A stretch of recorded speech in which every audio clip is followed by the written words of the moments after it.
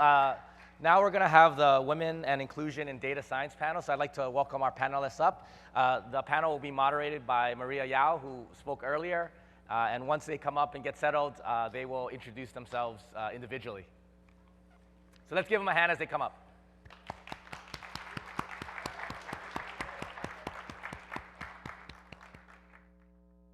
Ready.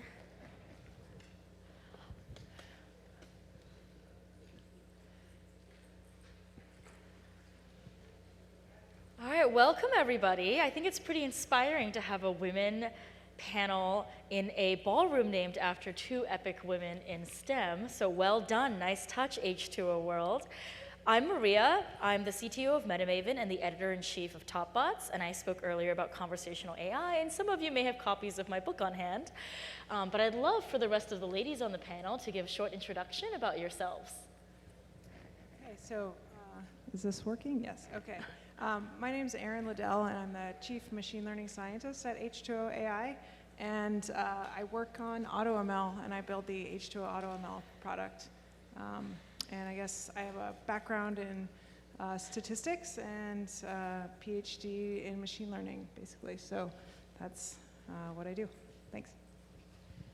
My name's Amelie. I am a sophomore in high school, but the way I got into AI was I participated in the Stanford AI for All program last summer, where it's a great program if any of you have daughters or people you know who are at this point. Yeah.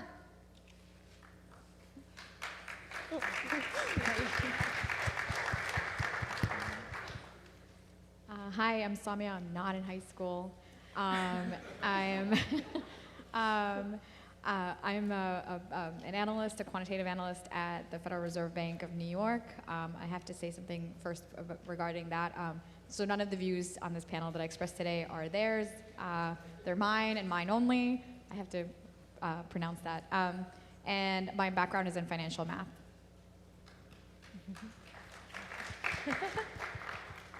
Hi, I'm Nipa Basu. I'm Chief Analytics Officer of Dun & Bradstreet.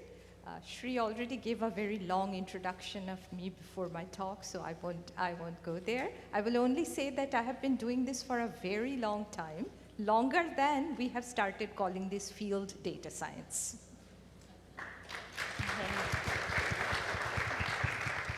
All right, ladies, so this panel is about inclusion in data science and machine learning.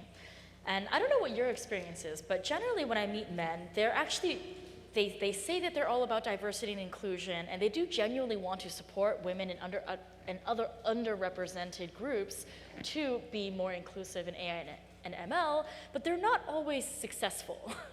So in your experience, what have been some of the biggest mistakes that well-meaning people who want to build a more inclusive culture make that actually has the opposite effect? Say one thing? Okay, so this happened to me a few days ago. So one thing that is hard is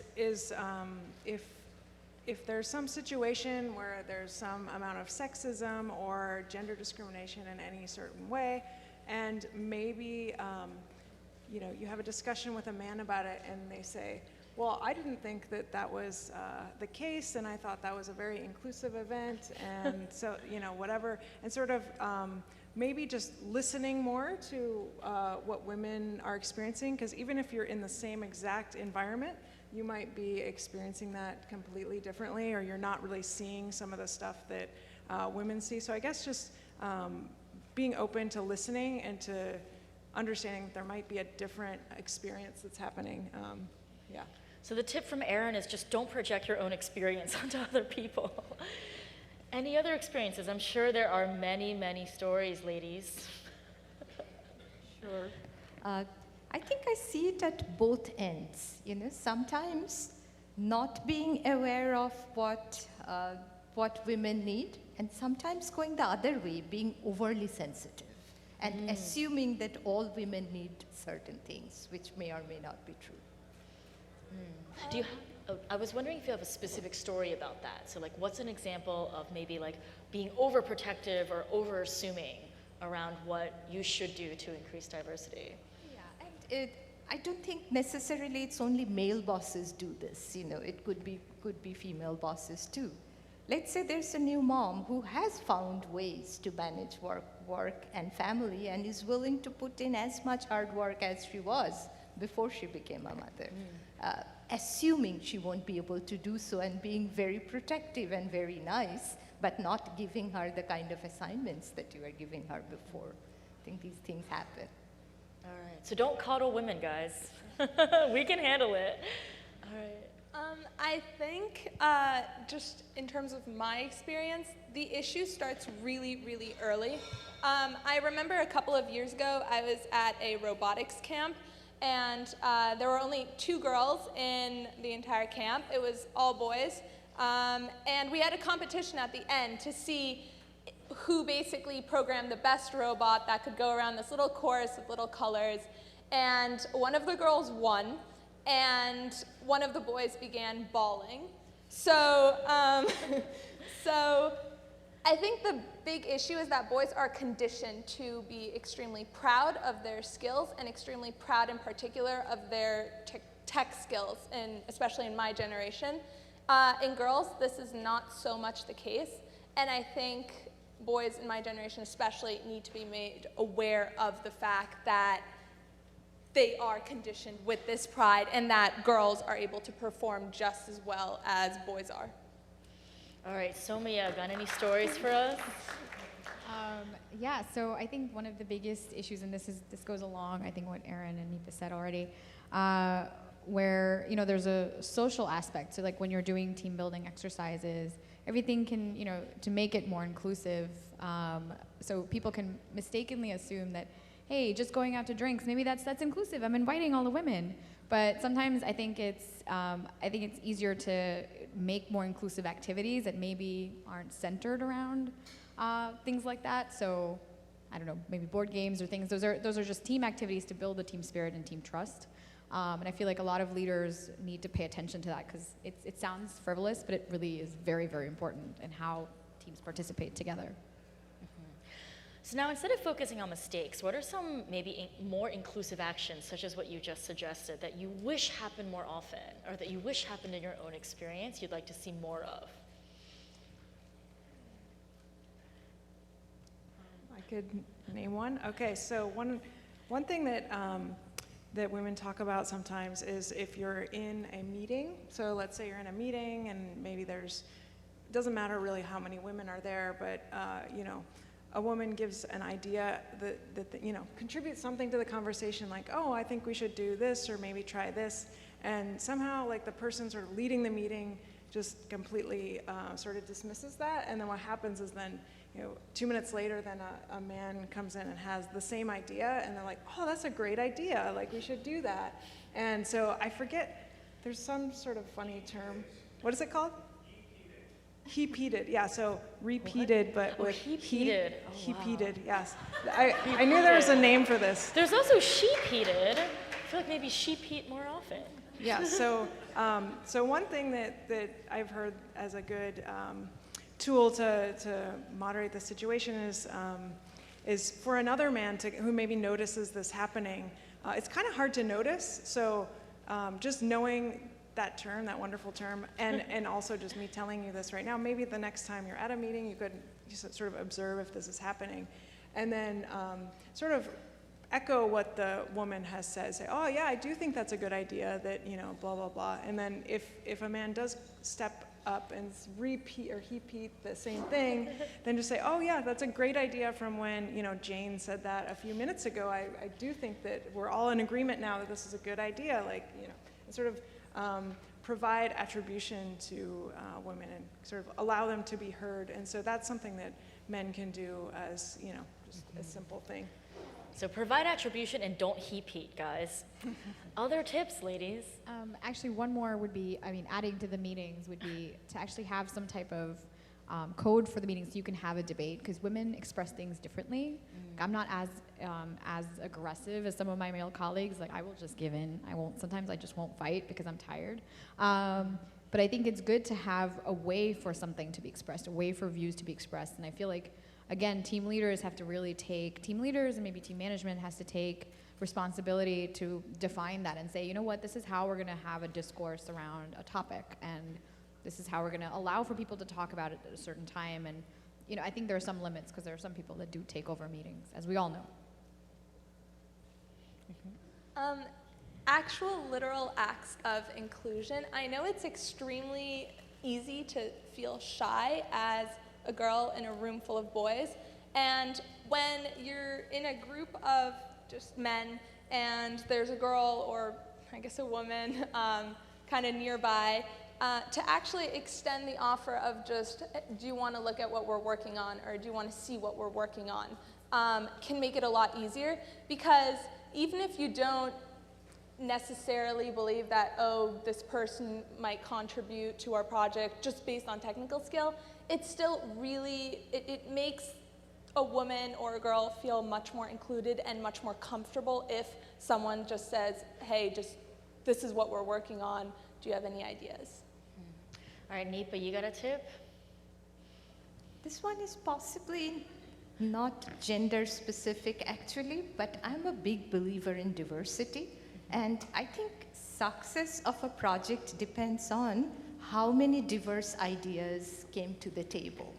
And including women to contribute ideas will be one step. But in general, being open to that we need diverse skill sets, diverse ways of thinking in a room would help.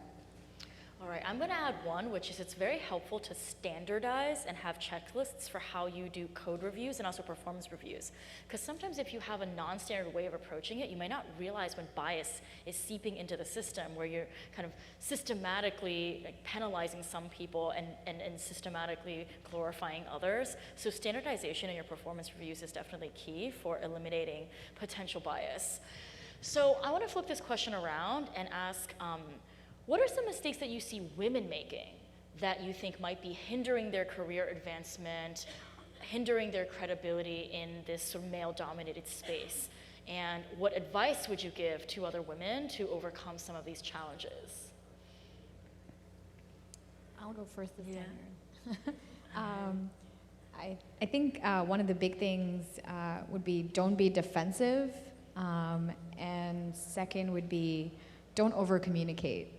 I feel like a lot of times when people are put in, especially in like intense code reviews, as you just mentioned, a lot of women respond by saying, okay, well, I did this and I did that. And I think it's very clear. I think you should be confident in what you're actually doing. So, and not feel that you're constantly having to explain it. All right. Share one. It's mine, and it happened at a pretty late stage of my career. I don't know if everybody can see it from distance. Probably everyone can. I have a lot of gray hair, so I'm doing this for a very long time. It was only a few years ago, actually, our company was trying to come up with diversity, specifically gender-specific diversity initiative. And I was a reluctant participant in that team. My view was, as I was saying before, that there are all kinds of diversity. Why focus on gender alone? There are other things we should look at.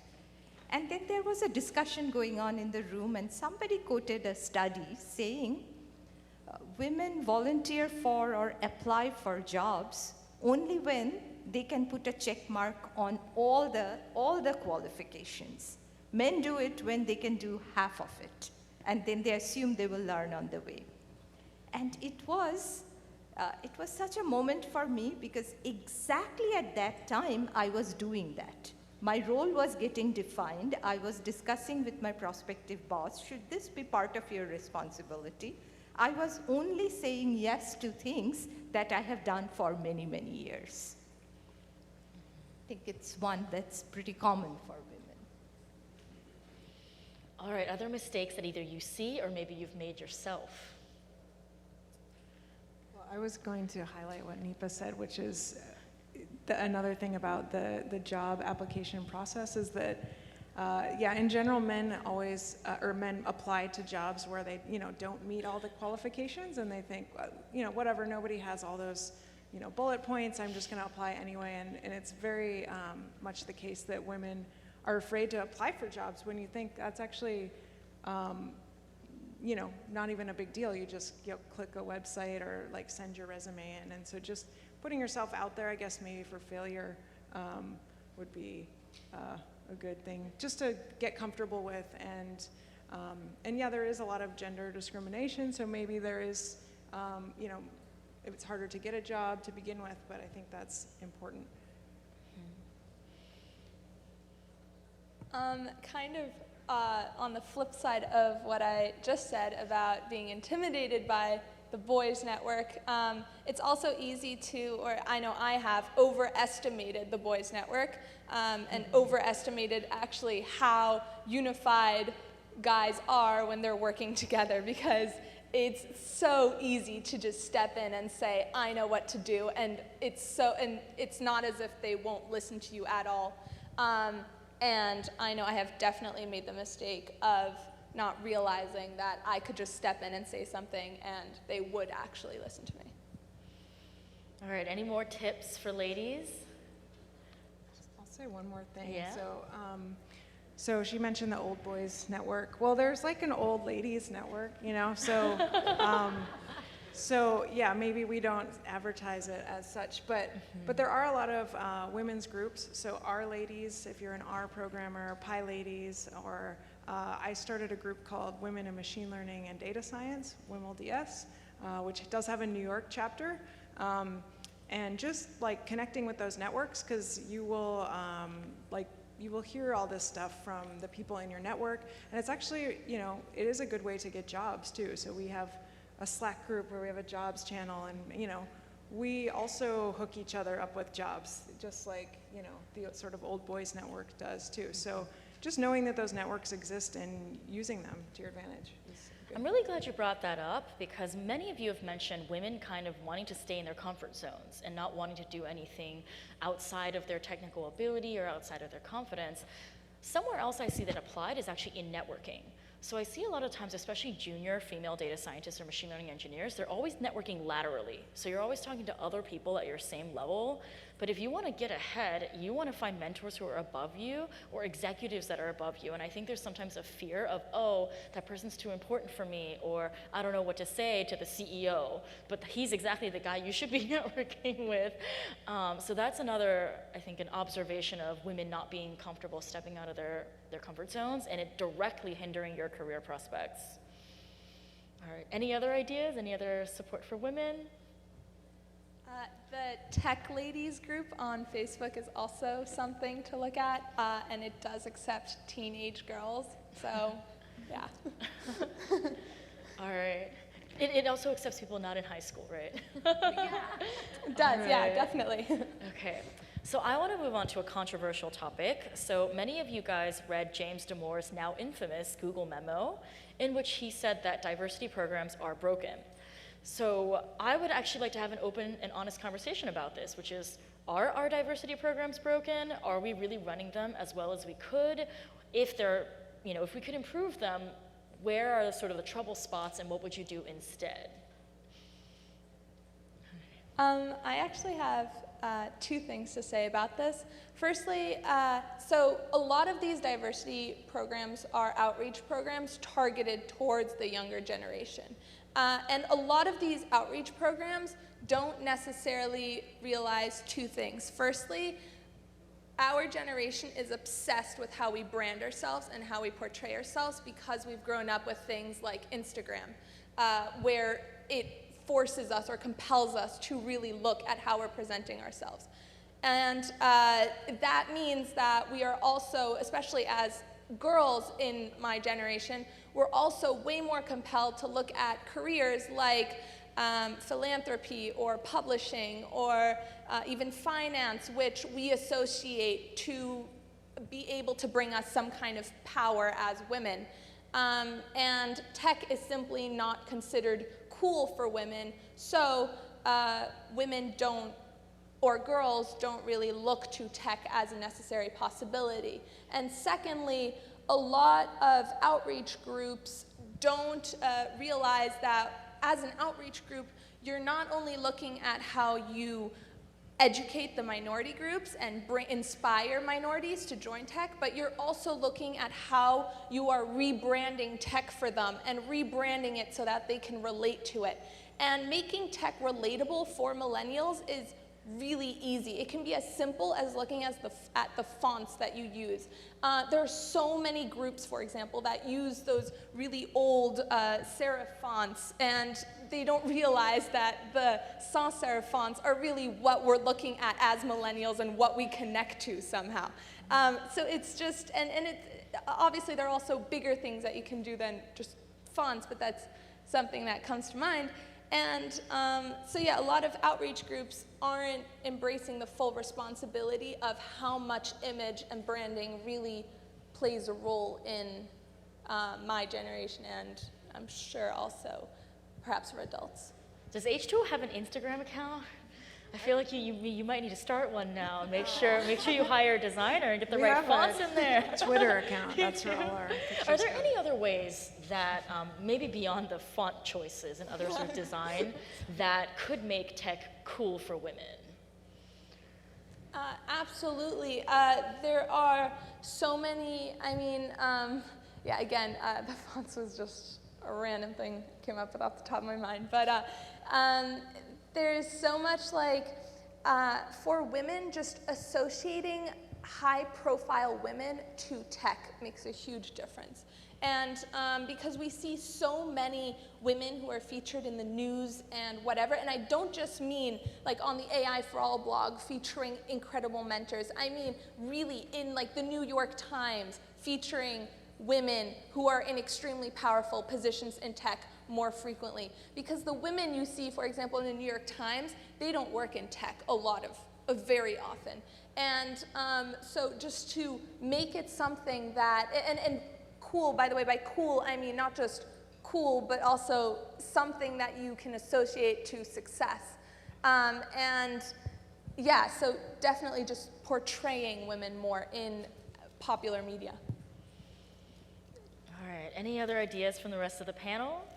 Yeah, actually, I had one. I think it would be really interesting, and I think you kind of touched on this a little bit, was the idea of actually addressing past the younger generation to sort of mid-career women, like myself, as to how, how they can build their skill sets, do some more outreach in that area. I mean, there are amazing women's networks, as Erin mentioned, but unless you somehow find out about that, or if you just are taking initiative, there's no way that something like this is like in your face. There are so many programs that are out there that address younger people, which is awesome, because I think we need more people like you to design better fonts. But at the same time, we also do need people at sort of my level, maybe even a level or two above me, to start learning more, because it is important now to know technology in every way possible. Maybe I'll add two more. One is, when I think of data science, this is a data science panel. It's not just tech, it's also data, it's also analytics. And I'm not saying that looking at statistics, but I think there's more, at least gender-specific inclusion in data and analytics, and not so much in tech. So probably there is the scope of a study, what exactly happened there, mathematics wasn't that cool either, but now it is. The other one is within the corporations, when there are diversity programs, I think if there is little more focus on what the diversity programs do for the corporation, what results do we get, not just how it impacts the group that's being targeted for inclusion in diversity. I think that could help. Erin, any ideas for how diversity programs might be broken and how they might be improved? Yeah, I think it has to be sort of genuine. So I think maybe back to the James Damore thing, like maybe they were implementing these programs that felt sort of forced upon people, and it wasn't something that everybody was on board for, and maybe they felt like, I think he felt that they were going like overboard, and so that there's sort of then is a reaction to that on the opposite side, which is not good. So if you're going to implement a diversity program, like you have to do it from a genuine place of wanting to fix the problem, and I think to go back to what Nipa said, is if you can convince people within the company or institution that you're working at that that actually is tied to better outcomes for the company, it doesn't seem like such a thing that you're trying to trick people into doing, like, oh, let's just hire a bunch of women and that will fix our problem, or let's force everybody to go to a diversity training and that's going to fix our problem. I think it's really a cultural thing, and getting all the stakeholders to believe in it and to support it is important. And I think it has been shown that diverse teams can produce better products. I think it kind of, even if you go back to machine learning and look at ensemble models, when you have a diverse set of models that make different mistakes, the combination of those is stronger than the individual thing. So I think basically we've proven that that should be a good thing to do. And yeah, so don't try to take some sort of higher ground or like morality viewpoint on it. Just tie it to business objectives and people will get on board pretty easily.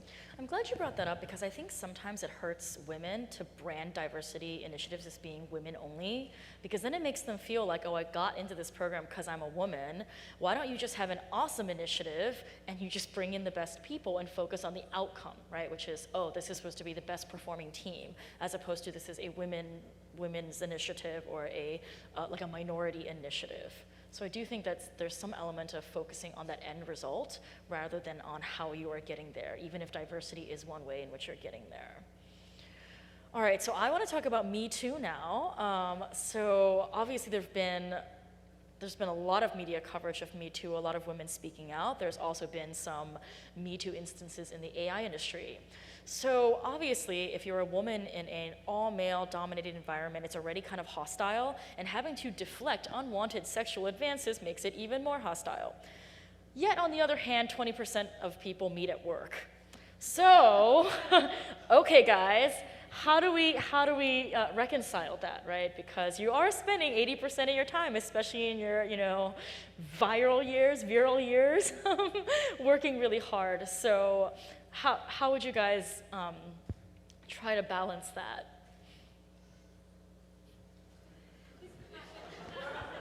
I know you all have opinions, come on. I like the way that you phrased that. It brings a different perspective to the thing. So I think, well, the obvious thing is that if there's a power imbalance, and especially if the man has more power, and is sort of using that in a inappropriate way, like that is an inappropriate relationship. Maybe you shouldn't do that.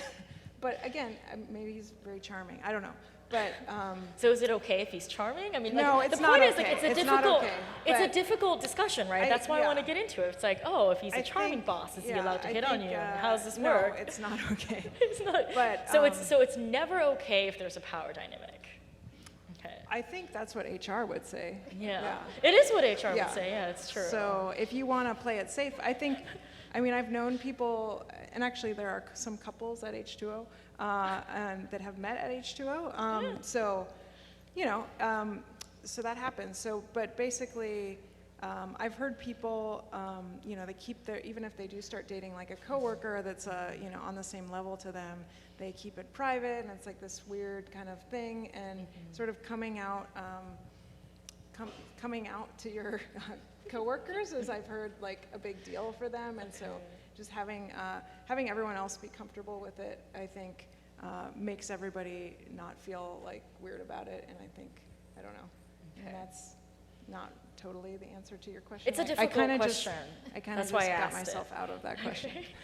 All right, ladies, you guys are up. I usually have a policy, or had a policy, of not dating at my workplace, and that made things very simple. But I think it's harder to enforce, as you said, as people are working longer hours. So, I think discretion is good to have, and yeah, the power dynamic is obviously something you want to avoid. You don't want to be dating your boss and have that blow up.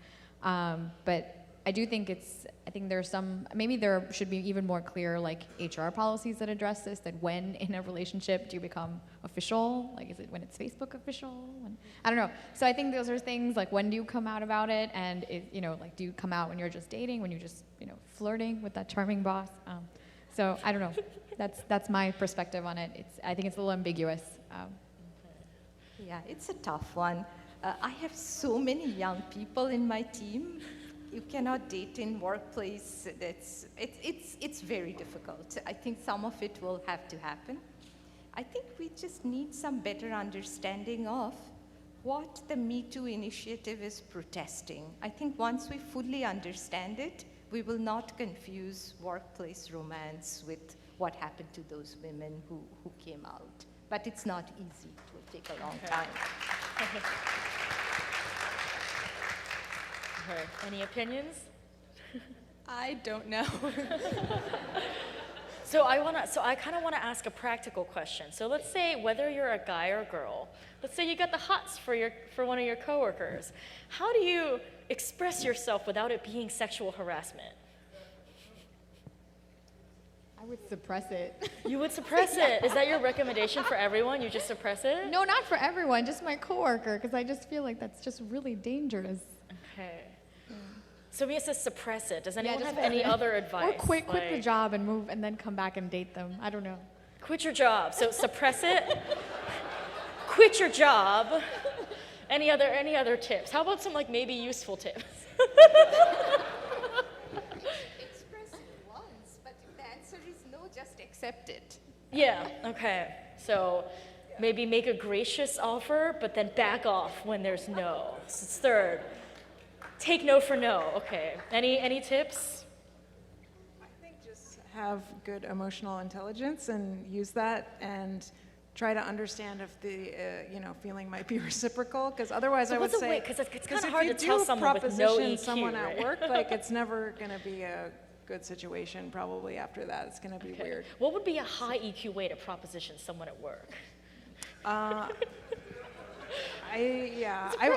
mean, remember to elementary school when you would like ask a friend to like ask your friend out, that type of that's thing. smart. So okay. maybe something ask like a that. friend to ask your friend. Okay. That's actually, I have not even thought about that.